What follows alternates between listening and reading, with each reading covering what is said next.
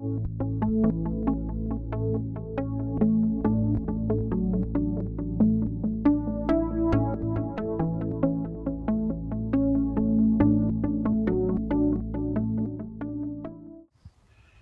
my name's Russ Brinegar. To give you a little bit of background, I grew up in Titusville, Florida, and I was brought up by conservative Christian parents. I began having questions about my upbringing, I guess about at the age of 13. I would ask my mother questions like, how did Noah get 27 million species onto a 450-foot boat? And I sort of realized that the Bible was a collection of stories that may or may not, be completely true. So I kind of grew away from the conservative upbringing. I grew up near the Space Center. We used to go down and watch the moon rockets go off during the Apollo program, and I was always interested in science and science fiction. At the age of 8, I collected 1962 Mars Attacks trading cards, bubblegum cards. So I always had an interest in outer space and monsters and science fiction, but it never really occurred to me that the paranormal was real, or the so-called paranormal. I was pretty much a material reductionist. I thought consciousness was a byproduct of the brain, and that when your brain died, that you died. And at the age of 54, on August the 18th of 2009, I found out that none of that was true. I had been working as a rehab manager, as an occupational therapist in a nursing home. It was a nice sunny day in the middle of August, and I decided to go mow my grass during lunch and go back to work after the grass was mowed. So I pulled into the driveway and opened up the garage, pulled out the lawnmower, and I went about, maybe 15 feet or so, and a fatigue came over me. I thought I was dehydrated or something. Maybe it was just the sun was getting to me or something. So I shut the mower off and I went inside, turned the air conditioner on, kind of flip-flopped on the bed for a while, and started feeling a little bit better. So like a dummy, I went back out, pulled the string on the lawnmower, started going again. I got about maybe 10 or 15 feet when the fatigue came back and overwhelmed me, and it was something I'd never felt before. And with a background as an occupational therapist, a background in health, I knew what was happening. I was having a heart attack, and I just figured that I was going to go. I was standing there in the middle of the yard. I let go of the lawnmower, and it was just me staring at the sun, knowing that it was my time to go. And then something very strange came over me. All the noise quit.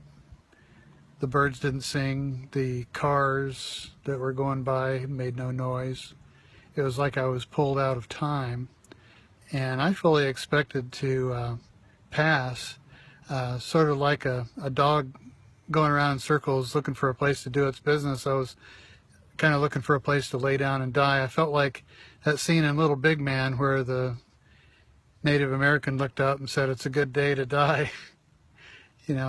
What better way to go, on a nice sunny day. And even though I'd always been agnostic, I was really kind of curious as to what would happen, if I did die. I was kind of wanting to know what would happen. I was kind of excited about it, actually. It was either an eternity of unconsciousness or there would be something and I would find out. So as I was looking for a nice place in the grass so I wouldn't lay down on gravel, what I later came to know is the Oz factor, where time is altered and it's so silent and everything. Something completely unexpected happened to me. Entities, intelligences that I were very familiar with showed up all around me. Some of them I could identify very solidly. One was my mother, my father, my brother, and a girlfriend that I had been estranged from for about a year was there with me. And the odd thing was that some of these people that were there around me on the other side of the veil were still living their lives here on Earth, which I thought was really odd, that I was being confronted with a transcendent version of them, even though they still had their earthly lives. And then some of them were completely transcended into what I would call intelligent lightning. I did not see them physically with my eyes, but I could sense their presence. And the strangest thing of all was that right there in front of me was a transcended version of myself. This was totally unexpected. I became aware that this life that I'm living on Earth is just a small part of my overall consciousness that I have invested in this world, and that the transcendent version of the people that I knew that were there in front of me were not really aware of that aspect of themselves. They were just living their lives, and if I had told them that there was a transcended version of themselves, they wouldn't even believe me. And I thought that would be really strange to go back and tell them. But as I felt myself passing, I felt like I was being given a choice. These people, these familiar people to me, some of whom I could positively identify, and some of them I was very familiar with, but I couldn't quite figure out who they were on the other side of the veil.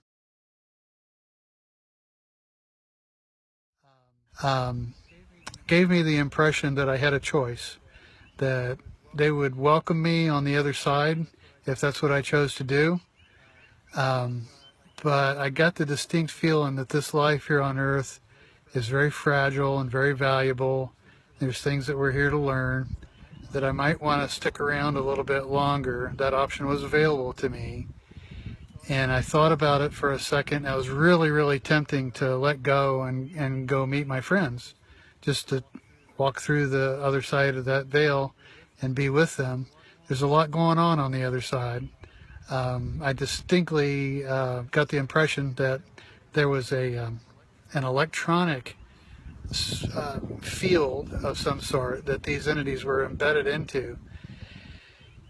It was almost as if I had Googled Russ's dying to the universe and associated links, just like it does on Google. Your most closest links will pop up for you to examine, because one showed up and then another and then two or three, and there was just a collection of entities that I was grouped with, that I was real familiar with, that I could join if I wanted to. But I thought about it for a second, and it came over me. It's like, now that I know that there is something beyond death, it would be really interesting to live a little bit longer in this physical form, knowing that. So I quick scrambled and I said, well, if I'm going to go that route, I need to get myself to the hospital. So I ran back inside and I got my keys and I drove myself to the hospital. A lot of people think I should have called an ambulance, but I knew I wasn't going to die because I'd been given a choice and I made my choice. And it just didn't seem right that I would die on the way to the hospital. So I pulled up to the front of the hospital and I walked in with my keys very calmly.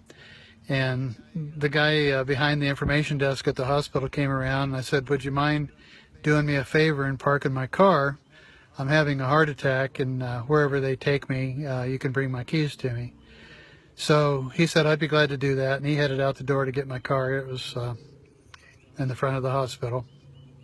So they put me in a wheelchair and took me to a room, and all of a sudden there's doctors all around me, and an IV went in, and I hear morphine, and the doctor says, yep, you're having a heart attack. We don't have the facilities to take care of you here. We're going to have to put you in an ambulance and send you up to Ball Hospital.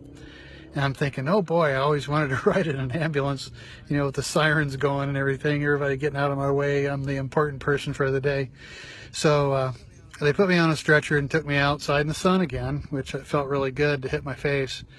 And then I got in the ambulance and the siren was on, and I noticed there was a male MP in his 50s and a female MP, and they looked really, really worried. They were looking at my monitor, and I felt like they were afraid they were going to lose me, and I kind of felt sorry for their concern because I knew I was going to be fine. And I told them a story that the previous weekend at the campground, a bee had stung me on the ankle, and I just wanted to make them laugh. And I heard the male MP say under his breath, he'll think bee sting when he gets to that cath lab. And that just stuck into me, and I was soon to find out what he was talking about. Hospital, the doctors were all scrubbed up, ready to go, and they said, you've got two choices. We can give you a triple bypass, or we can do stents. And I said real quick, I don't know really much anything about either one of these. Can you give me the rundown? So they told me all about the bypass operation, and that sounded pretty invasive. And they said, or we can try the stents. And I said, I'll take the stents. And it was really interesting to lay down and watch on the television monitor the little stent that went in there. One went in, and then a second one went in. And when it was all done, I did find out what he meant by the bee sting, because when they put the line in your femoral artery in your groin area, I looked down, I see blood, and it hurt, but they gave me some really good medication, so I didn't really care that it hurt. But as they wheeled me past, one of the people that showed up in my yard in her transcended version was my estranged girlfriend, Julie. And she had been crying, and she had mascara running down her face. And what it was because she wasn't family, they wouldn't let her in. And I thought right then there on the stretcher, as they took me up to the hospital room, I'm going to fix this. So as it turned out, the stents worked. The cardiologist came in later on that night and said he would have done the same thing, and he thinks the stents will be fine. And a couple months later, on October of that same year, the heart attack was in August, October 30th, Julie and I flew to Las Vegas and got married by Dracula. We stayed in the Stratosphere Hotel, and we've been married ever since '09, and everything's fine. And one of the impressions I got as I was standing there with this choice to pass beyond the veil or to live a little bit longer in this physical form was to fix some of the relationships that were broken in my life and to fix some of the things that I had screwed up. I haven't lived a perfect life by any stretch of the imagination. And I wanted to be in a little bit better shape karmically the next time I had the chance to rediscarnate, or rediscarnate. That's what I call it, rediscarnating. And since this time, I have worked on these things, and this whole experience got me really involved in what in the heck happened out there in my yard. And so I've investigated the paranormal and got into ufology, and eventually wrote my book, Overlords of the Singularity, The Manipulation of Humankind by Hidden UFO Intelligences and the Quest for Transcendence, available on Amazon.com. If you'd like to know more about the story and my near-death experience and my whole journey into the paranormal, I would invite you to read the book. It's available on Kindle for free if you have Kindle Unlimited, and it's available in a printed and a digital version. Thank you.